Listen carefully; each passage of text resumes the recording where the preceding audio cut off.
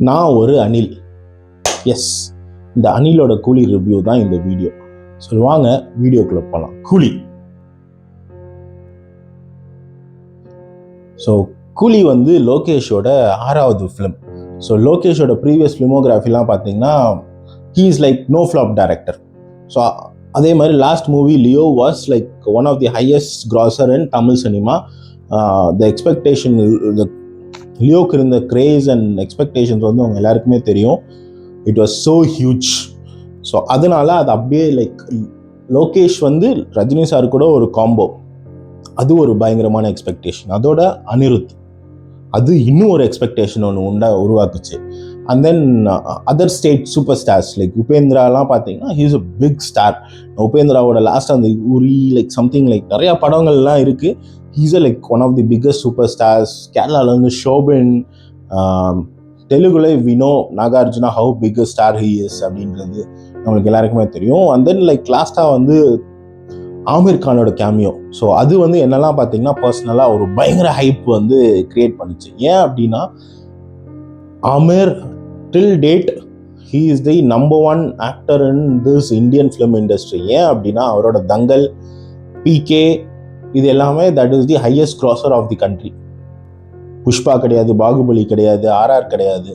His movie Dangal is the like biggest hit, industry hit or national wide hit வந்து அந்த தங்கல் தான். நம்ம நிறைய பேர் பார்த்துருக்க மாட்டோம், பட் ஸ்டில் சைனா, ஃபாரின் கண்ட்ரீஸ்லாம் இட்ஸ் ஹியூஜ் ஹிட். அந்த மாதிரி ஒரு ஆர்டிஸ்ட் வந்து he's choosing to do this ஃபிலிம்ன்றதே ஒரு பெரிய பெரிய சர்ப்ரைஸ் ஃபார் மீ. ஏன் அப்படின்னா ஹீஸ் அ பர்ஃபெக்ஷனிஸ்ட். அவர் வந்து ஒரு கதை கேட்டு அந்த கதையை ஓகே பண்ணுறதுக்கு he will take at least 2 years 1.5 years. Rajini sir கூட ஸ்டேஜில் சொல்லியிருப்பார். ஸோ இதெல்லாம் சேர்த்து நம்மளோட எக்ஸ்பெக்டேஷன் வந்து இங்கே இருந்துச்சு. லைக் அதுக்கும் மேலே எங்கே போனாலும் like you can say the expectation was so huge. இந்த எக்ஸ்பெக்டேஷனை மீட் பண்ணிச்சா அப்படின்றது தான் இந்த படத்தோட மிகப்பெரிய குவெஸ்சன் மார்க். ஓகே, படத்தோட கதையை சிம்பிளாக சொல்லணும்னா கட்டப்பாவை யார் கொன்னா, அதுதான் கதை. ஆக்சுவலி அதுதான் வந்து த கிரக்ஸ் ஆஃப் த ஸ்டோரி. கட்டப்பாவை யார் கொன்னான்றதை ரஜினி சார் தேடி கண்டுபிடிக்க போறாரு. கண்டுபிடிக்க போற இடத்துல நடக்கிற ட்விஸ்ட் அண்ட் டர்ன்ஸ் தான் ஸ்டோரி. எப்படி அந்த கட்டப்பாவை கொன்னவங்கள பழி வாங்குறாரு. அந்த கட்டப்பா வேற யாரும் இல்லை, நம்ம சத்யராஜ் சார் தான் இந்த படத்தில் பண்ணியிருக்காரு. அவருக்கு ஒரு 3 பொண்ணுங்க. எதுக்கு 3 பொண்ணுங்கன்றது we don't know. Okay fine. இதில் வந்து ரஜினி சாருக்கு ஸ்ருதி தான் பொண்ணுன்றது ஹீ நோ, எப்படியோ ஒரு இடத்துல தெரிஞ்சிருச்சு. அதை கடைசி வரைக்கும் சொல்லலை. Yes, it's fine. அது சினிமாட்டிக் ஒரு விஷயம், எமோஷனலாக ஒர்க் அவுட் ஆகும்னு நினச்சிருக்காங்க. S, good. படத்தில் நிறைய பிரச்சனை இருக்குது, நிறைய லாஜிக்கல் இஷ்யூஸ் இருக்குது. Like this is not a Lokesh film. Lokesh film அப்படின்னா ஸ்டார்டிங்கில் ஒரு விஷயம் இருக்கும், அந்த விஷயத்தோட கனெக்ட் வந்து லாஸ்ட்டில் வந்து you might have connected that thing. அந்த மாதிரி எதுவுமே கனெக்ட் ஆகல. பிகாஸ் ஆஸ் அன் ஆடியன்ஸாக நான் எக்ஸ்பெக்ட் பண்ணுறேன். ஓகே லோகேஷ் இந்த இடத்துல ஒன்று சொல்லியிருக்காரு, is going to connect that thing in the லாஸ்ட்டில் எங்கேயோ ஒரு இடத்துல கனெக்ட் பண்ண போகிறாருன்றத நான் எக்ஸ்பெக்ட் பண்ணிகிட்டு இருக்கேன். ஃபார் எக்ஸாம்பிள் வந்து சத்யராஜை வந்து லைக் டெட்டில் வந்து எரிக்கும் போது அந்த புகைலாம் மேலே போகும். அதுக்கான கனெக்ட் கிளாஸில் அந்த சத்யராஜன் சேர் கண்டுபிடிக்கும் போது சொல்லுவார், இந்த மாதிரி எரிக்கிறனால பொல்யூஷன் ரொம்ப ஜாஸ்தி ஆகுது, ஸோ அதனால தான் நான் இதை ஃபைண்ட் அவுட் பண்ணேன் அப்படின்ற மாதிரி ஒரு விஷயம் சொல்லியிருப்பார். ஓகே, அக்ரி, ஏதோ கனெக்ட் பண்ண ட்ரை பண்ணியிருக்கீங்க, அந்த சேருக்கான ஒரு ஜஸ்டிஃபிகேஷன் கொடுத்துருக்கீங்கன்றத நம்ம எடுத்துக்கலாம். அந்த மாதிரி நிறைய லாஜிக்கல் மிஸ்டேக்ஸ் இருக்குது. But still movie is good. எனக்கு பர்சனலாக பயங்கரமாக ஒர்க் ஆச்சு. நான் என்ஜாய் பண்ணேன். ஏன் அப்படின்னா இந்த ரஜினி சாரோட மேனரிசமாக இருக்கட்டும், அந்த flashback scene was like too good. Rajini சாரோட அந்த எங்கேஜில் காட்டுற ஒரு விஷயம் எல்லாமே வந்து செம்மையாக இருந்துச்சு. அந்த ஸ்ருதியோட வந்து ஒரு சட்டிலான ஒரு ஆக்டிங். ஏன்னா ஸ்ருதியை வந்து நம்ம நிறையா தெலுங்கு மூவிஸ்லலாம் ஓவர் ஆக்டிங் பண்ணி தான் பார்த்துருக்கோம். இந்த படத்தில் she has done a justice to her character. ஒரு மாதிரி லைக் காம் அண்ட் கம்போஸ்டாக ஒரு கேரக்டர் பார்க்குறதுக்கு ரொம்ப சூப்பராக இருந்துச்சு. அண்ட் தென் அனிருத்தோட music throughout the film சூப்பராக ஒர்க் ஆகிருந்துச்சு. அண்ட் தென் உபேந்திராஸ் கேமியோ எனக்கு பர்சனல் ஃபேவரெட். ஏன்னு தெரில, பட் அந்த சீனில் வந்து அவர் அதுக்கப்புறம் கேரி பண்ணிட்டு போகிறது எல்லாமே இட்ஸ் ரியலி குட், நல்லா இருந்துச்சு உண்மையிலே. And then Aamir Khan's cameo வந்து பெருசாக ஒர்க் ஆகலை. ஏன்னா லைக் நான் அவங்களுக்கு ஆல்ரெடி சொன்ன மாதிரி நான் ஆமீர் கானை வந்து like I keep him in that ஏன்னா பிகேலாம் வந்து I might have seen like 20 times. 3 Idiots இருக்கட்டும், தங்கல், lot of his movies. அவரோட வீக்கஸ்ட் ஃபிலிம்னு பார்த்தீங்கன்னா டூம் 3 தான். That's a weakest film of his. So அந்த மாதிரி ஒரு ஆர்டிஸ்ட் வந்து இந்த character, I'm not sure, maybe Lokesh வந்து இந்த கேரக்டரை வந்து when he is doing a movie with Aamir Khan, he might take it forward ன்னு நான் நம்புகிறேன். I'm not sure. And then Jailer பற்றி இந்த இடத்துல நம்ம மென்ஷன் பண்ணி ஆகணும். Jailer is like perfect film for Rajini sir for his age. ஏன் அப்படின்னா at this age, at the age of 74, first of all like hats off to that man.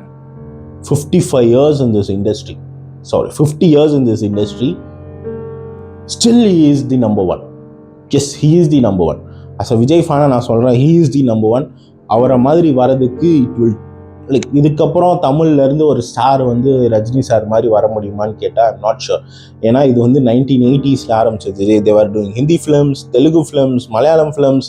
ஒரு வருஷத்தில் 6 படம் 7 படம் நடிச்சு every one knows that man. அந்த மாதிரி கிரேஸ் வந்து இப்போ நம்மளால் க்ரியேட் பண்ண முடியுமான்னு கேட்டால் that's a big question markன்னு தான் நான் சொல்லுவேன்.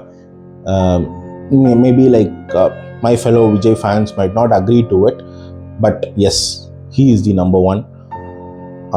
மேபி லைக் விஜய் சார் அவரோட கெரியரில் உச்சத்தில் இருக்கலாம், but Rajini sir is always the peak. அதை வந்து no one can deny it. Okay, so 74 years of ஏஜில் வந்து நம்மலாம் லைக் எத்தனை பேர் அலைவாக இருக்கோம், இந்த வீடியோ பார்த்துட்டு இருக்கு நீங்களாக இருக்கட்டும், நானாக இருக்கட்டும், நம்ம எத்தனை பேர் உயிரோடு இருப்போம்னு தெரில.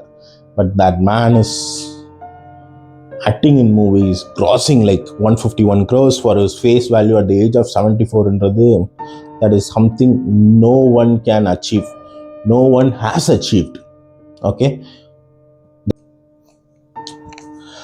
that's really a big thing. Next வந்து ஜெயிலர். நான் ஜெயிலருக்கு வரேன். ஜெயிலரில் வந்து ரஜினி சார் வந்து அலட்டிக்கவே மாட்டார், பெருசாக சண்டை போடவே மாட்டார். காம் அண்ட் கம்போஸ்டாக நடந்து வந்து சுற்றி ஒரு ஆக்ஷன் நடக்கும். ஆனால் மூவி பார்த்தீங்கன்னா ஃபாஸ்ட் பேஸ்டாக மூவ் ஆகிட்டே இருக்கும். That's the brilliance of Nelson. Nelson வந்து சூப்பர் ஸ்டார் வந்து அந்த ஏஜுக்கு கரெக்டாக பக்காவாக யூஸ் பண்ண ஒரு மூவி வந்து ஜெயிலர்.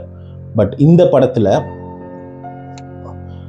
சண்டை போடுறது எல்லாமே இருக்கும்போது he is tired. எஸ், ஆப்வியஸாக இந்த வயசில் வந்து நிறையா பேரால் எந்திரிச்சு நடக்கக்கூட முடியாது. But this man is like is a magic. But அந்த ஏஜ் வந்து ஸ்க்ரீனில் தெரியுது. அது ஸ்க்ரீனில் தெரியும் போது அந்த ஆக்ஷன் சீக்வன்ஸ்லாம் ஃபாஸ்ட்டாக இல்லை, but still he has given his best. ஒவ்வொரு ஆக்ஷன் சீக்வன்ஸும் சூப்பராக இருந்துச்சு. Maybe Lokesh should have like taken some hints from Nelson and இந்த உபேந்திரா கேரக்டர், அந்த சுற்றி இருந்த அந்த கூலி கேரக்டர்ஸ்லாம் வச்சு he might have, if he had done something na the movie would have been like ஒரு லெவல் ஹையராக இருந்திருக்குன்றது என்னோட ஃபீல். how Jailer worked அப்படின்ற மாதிரி.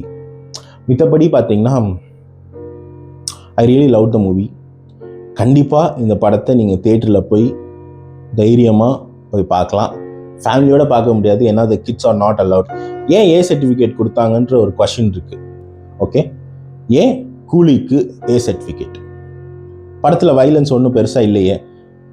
What is there in the movie to give a சர்டிஃபிகேட்ன்றது நிறையா பேரோட question. It's nothing but like censor board வந்து புதுசாக ஒரு ரூல்ஸ் போட்டிருக்காங்க. அந்த ரூல்ஸில் என்னென்னு பார்த்தீங்கன்னா, இந்த மாதிரி லைக் அந்த படம் வந்து நிறையா அந்த போர்ட்டில் நடக்கிற மாதிரி சீன்ஸ்லாம் நிறையா இருக்கும். So port is actually a place, அங்கே வந்து இல்லீகல் ஆக்டிவிட்டீஸ்லாம் நடக்காது அப்படின்ற ஒரு இது இருக்குல்ல. ஸோ அங்கே இல்லீகல் ஆக்டிவிட்டீஸ் நடக்குதுன்ற மாதிரி காமிச்சனால it is violating the rules of censor board. So அந்த ஒரே ஒரு ரீசன்காண்டி தான் the movie has got A certificate. So இது வந்து வைசாக்கில் ஒரு போர்ட்டில் நடக்கிற மாதிரி இல்லை, it's happening somewhere in a private place அப்படின்னா the movie wouldn't have got an A certificate. So அதுதான் காரணம். நிறையா பேர் மைட் ஹவ் பீன் திங்கிங், இதோட பயங்கரமான வைலன்ஸ் ஃபிலிம்லாம் நம்மளுக்கு வந்திருக்கே, why this movie has got A அப்படின்னா அதுக்கு வந்து அந்த ஹார்பர் அண்ட் போர்ட் அது ரிலேட்டட் சீன்ஸ் தான் காரணம். இது வந்து censor board has ask for 40 cuts. So the movie crew was not ready to do it. So that's why they are okay with A. So அதனால் A certificate movie kids are not allowed. உங்கள் wife and அம்மா அப்பா எல்லாரும் கூப்பிட்டு போய் படம் பாருங்கள். Really you will like the movie. உங்கள் எக்ஸ்பெக்டேஷன் வந்து லோவாகவே வச்சுக்கோங்க, ஏன்னா it's a usual revenge drama. Usual revenge drama அப்படின்றப்போ ஏன் யூஷுவல் ரிவெஞ்ச் ட்ராமா அப்படின்னா எல்லா கதையும் வந்துருச்சுங்க. ஹாலிவுட்லேருந்து எல்லாமே வந்து ஆல்ரெடி இருந்த கதையை புதுசாக தான் ப்ரெசென்ட் பண்ணிட்டு இருக்காங்க. ஒன்றும் இல்லை, வீட்டில் நீங்கள் உங்கள் பிரியாணியை வேற ஒரு விதமாக வேற ஒரு இன்க்ரீடியன்ஸ் கூடவோ குறைச்சோ தான் ட்ரை பண்ண முடியுமே தவிர புதுசாக ஒரு கண்டுபிடிக்கிறதுக்குன்னு ஒன்றுமே இல்லை. மேபி உப்மாவில் வந்து நீங்கள் உப்மாவை வந்து பிரியாணியோட மிக்ஸ் பண்ணி சாப்பிடலாம், அவ்வளோதான். இருக்கிறத தான் புதுசாக ஏதாவது ஒன்று சின்ன சின்ன டிஃப்ரென்ஸில் பண்ண முடியும். அந்த மாதிரி ஒரு அட்டெம்ப்ட் தான் கூலி. It's a good movie, Worth வாட்சிங். கண்டிப்பாக போய் பாருங்கள், வீக்கெண்ட் என்ஜாய் பண்ணுங்கள். And then one more thing, எனக்கு இந்த படம் செம்மையாக ஒர்க் அவுட் ஆச்சு. ஏன் அப்படின்னா எனக்கு தக் லைஃபே சூப்பராக ஒர்க் அவுட் ஆச்சு. ரெட்ரோ எனக்கு ரொம்ப பிடிச்சிருந்துச்சு. குட் பேட் அக்லிலாம் நான் செம்மையாக என்ஜாய் பண்ணி படம் பார்த்தேன். So I am a commercial film lover. நீங்கள் எப்படின்றத முடிவு பண்ணிக்கோங்க. தேங்க்யூ, பாய்.